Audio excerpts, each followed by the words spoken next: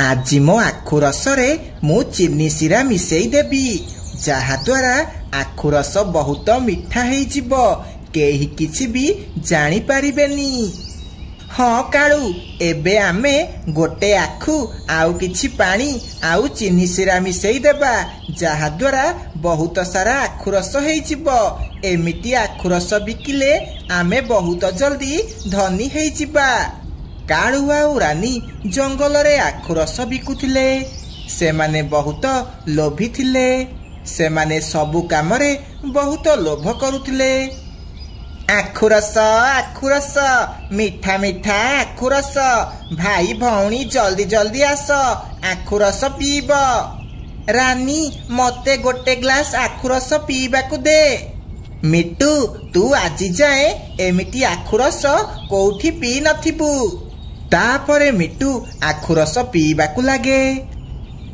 ହଁ, ଏ ଆଖୁ ରସ କିଛି ଅଲଗା ଥିଲା। ଇଏ ତ ବହୁତ ମିଠା ଥିଲା।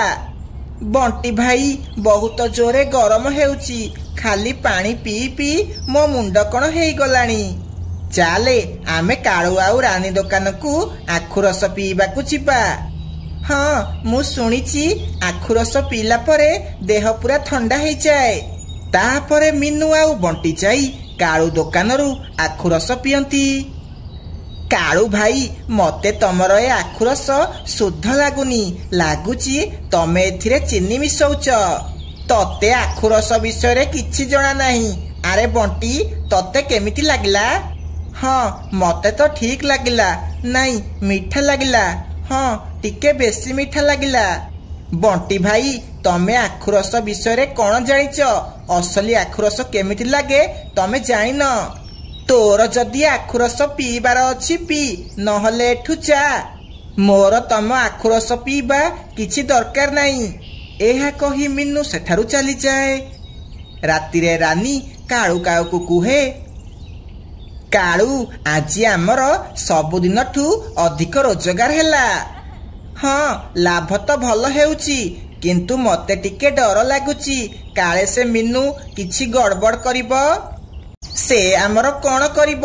ସେ କିଛି ବି କରିପାରିବନି। ତା ପରଦିନ କାଳୁ ଆଉ ରାନୀ ପୁଣି ଥରେ ଚିନି ଶିରା କରି ଠେଲା ଗାଡ଼ି ତଳେ ରଖିଦିଅନ୍ତି। ଆଉ ସେପଟେ ମିନୁ ଚଢ଼େଇ ଆରପଟ ଜଙ୍ଗଲକୁ ଯାଇ ଆଖୁ ଗଛ କାଟିବାକୁ ଲାଗେ। ଏବେ ମୁଁ ବି ଜଙ୍ଗଲରେ ଆଖୁ ରସ ବିକିବି, ଆଉ ସେ ଠକ ରାନୀ ଆଉ କାଳୁକୁ ଧରା ପକେଇବି। ତାପରେ ମିନୁ ସେ ଆଖୁ ନେଇ ନିଜ ଜଙ୍ଗଲକୁ ଯାଏ। ଆଉ କାଳୁ ଆଉ ରାନୀ ଦୋକାନଠୁ କିଛି ଦୂରରେ ଗୋଟିଏ ଆଖୁ ରସ ଦୋକାନ ଦିଏ। ଆଖୁ ରସ, ଅସଲି ତାଜା ତାଜା ଆଖୁ ରସ ପିଇବ ଆସ। ପକ୍ଷୀମାନେ ଜଲ୍ଦି ଜଲ୍ଦି ଆସ, ଆଉ ଅସଲି ଆଖୁ ରସ ପିଇବ ଆସ। କାଳୁ, ଯେବେ ଯାଏଁ ଏ ମିନୁ ଚଢ଼େଇ ବଞ୍ଚିଛି, ସେ ଆମକୁ ପକ୍ଷୀମାନଙ୍କୁ ଠକିବାକୁ ଦେବନି। ଆରେ ରାନୀ, ତୁ ବ୍ୟସ୍ତ କାହିଁକି ହଉଛୁ? କେହି ବି ମିନୁ ଦୋକାନକୁ ଆଖୁ ରସ ପିଇବାକୁ ଯିବେନି, କାହିଁକି ନା ଆମେ ତାଠୁ ଅଧା ଦାମରେ ଆଖୁ ରସ ବିକୁଛେ। ସବୁ ପକ୍ଷୀ ଆଖୁ ରସ ପିଇବାକୁ ରାନୀ ଆଉ କାଳୁ ଦୋକାନକୁ ଯାଆନ୍ତି।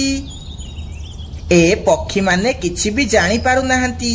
ଏ ରାନୀ ଆଉ କାଳୁ ଚିନି ଶିରା ମିଶେଇକି ଆଖୁ ରସ ବିକୁଛନ୍ତି, ଆଉ ମୁଁ ଅସଲି ଆଖୁ ରସ ବିକୁଛି, କିନ୍ତୁ କେହି ବି ପିଇବାକୁ ଆସୁନାହାନ୍ତି।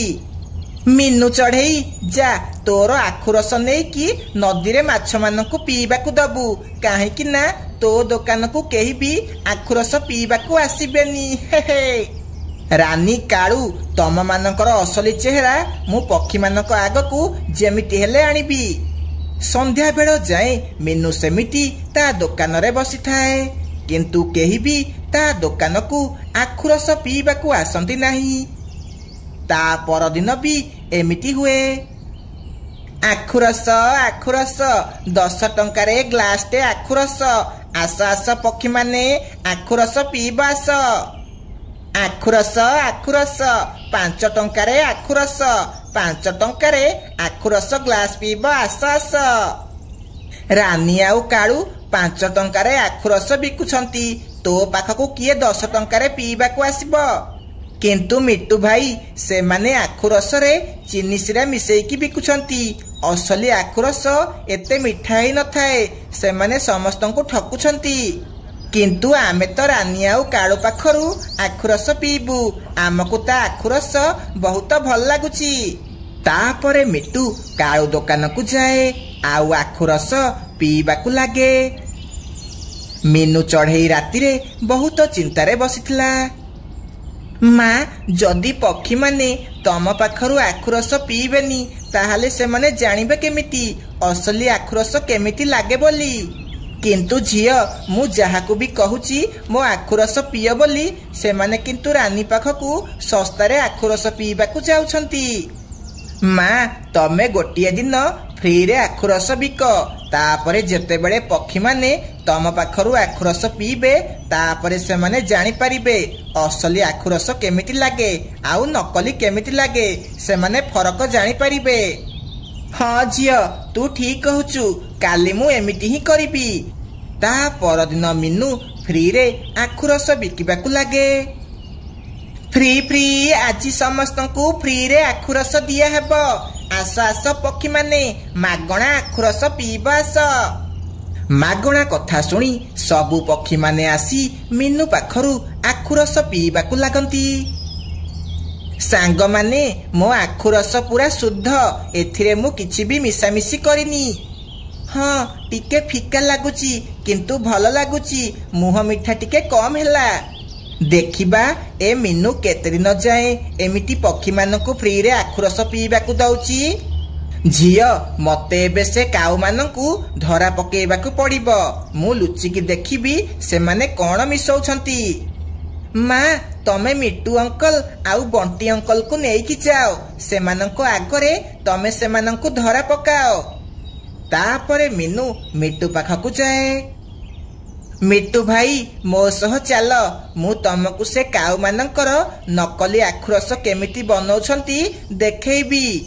तापरे मिनू मिट्टू आउ बंटी को सांगरे नेइकी जाए। से जाई काळू आउ रानीर झरका पाखरे ठिया ही जाती। रानी मु ए पानी आजी गाँर नड़ारू आनीची। हाँ काळू ए पक्षी मानकु एमिति ही दरकार, एमानकु मइला पानी रे चीनी मिसेकी पियाइबा।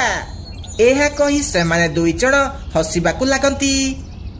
मिनू मिट्टू आउ बंटी झरका पाखरे ठिया हेई सबु सुनी दियंती। ता परदिन काळू आउ रानी जेमिति तांको दुकान खोलंती, पिनु चढ़ई सबु पक्षी मानकु धरी सेठाकु आसे। काळू से बालिटी भितरे कौन रखिचु? सीए गिलास धोइया पाई बाल्टी रे पानी रखा हैची। तापरे सेमाने से पानी आनी पाखरे देखंती। ताहाले तमे माने एई पानी रे आमकु आखु रस पीबाकु दउच? सांग माने मारो एमानंकु।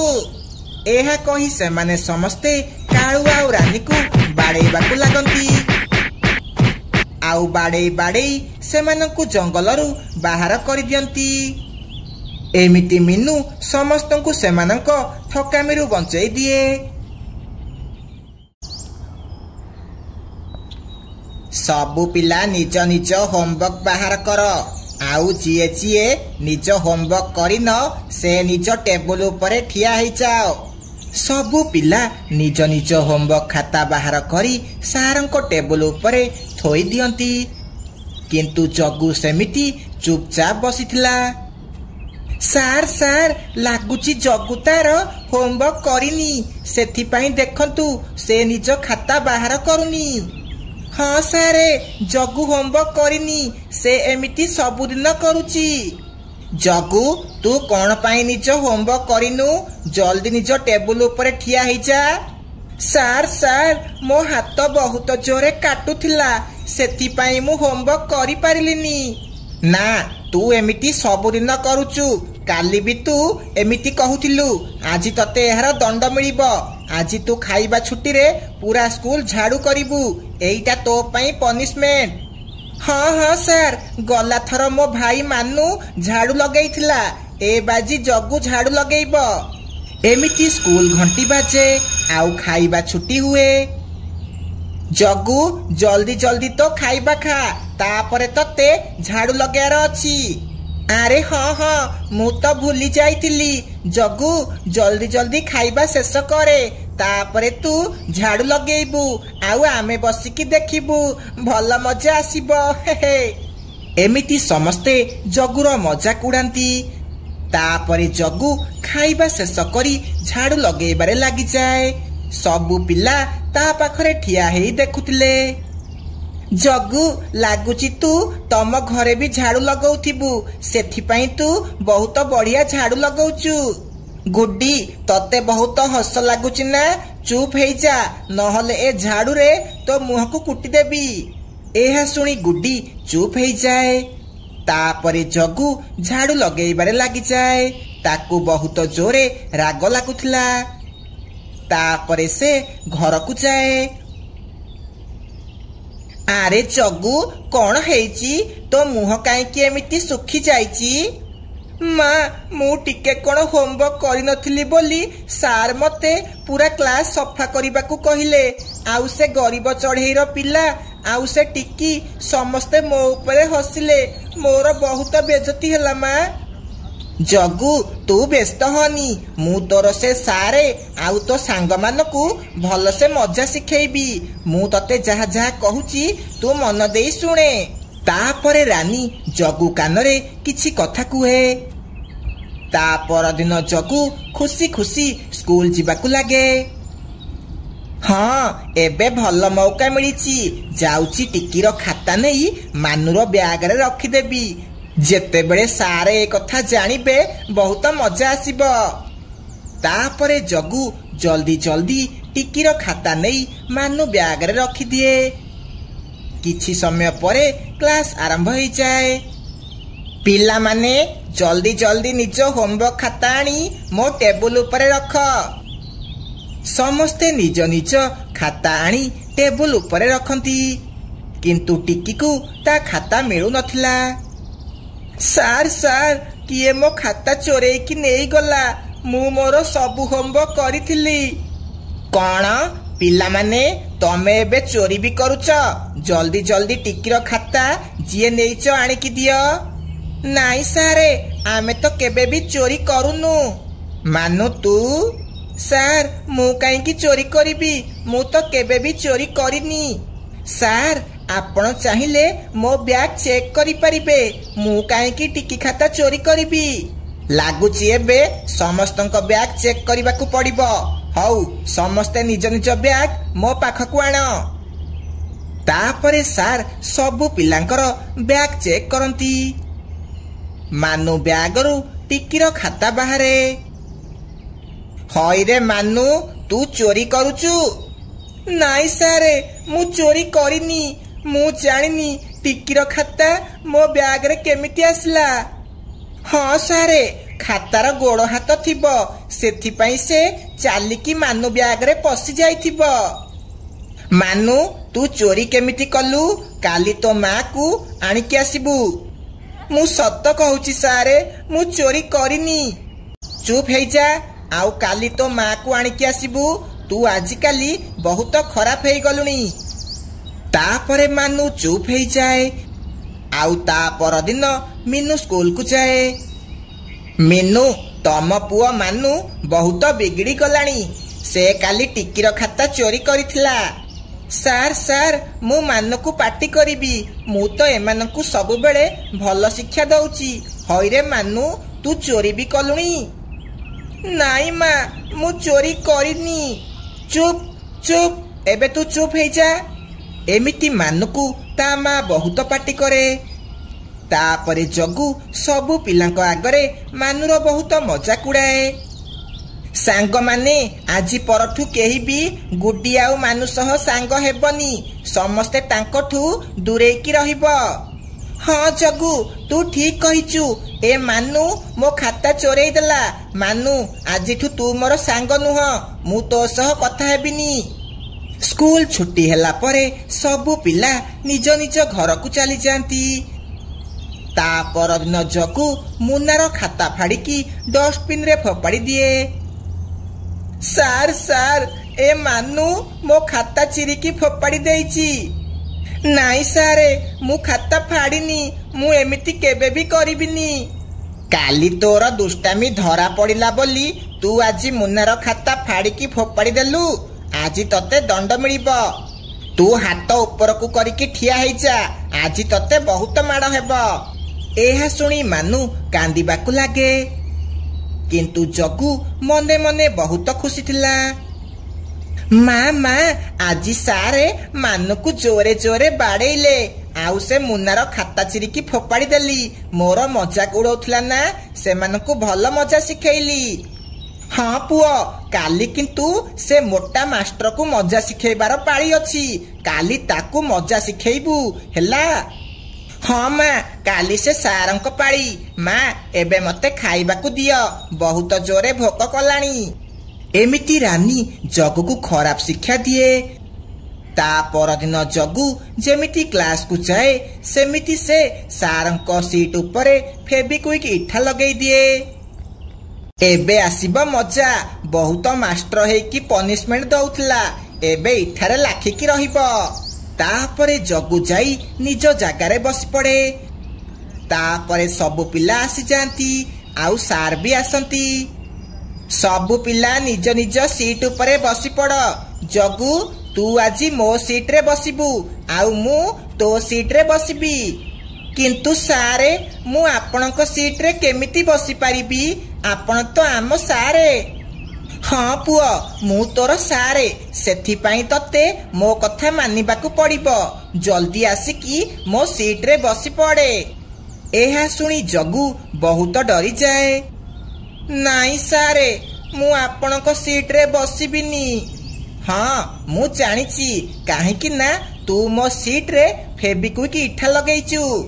ନାଇଁ ସାରେ, ମୁଁ ଏ କାମ କରିନି। ଏ କାମ ଏ ମାନୁ କରିଥିବ, କାହିଁକି ନା କାଲି ଆପଣ ତାକୁ ବାଡେଇଥିଲେ, ସେଥିପାଇଁ ସେ ଏ କାମ କରିଥିବ। ମୁଁ ସବୁ ଜାଣିଗଲି।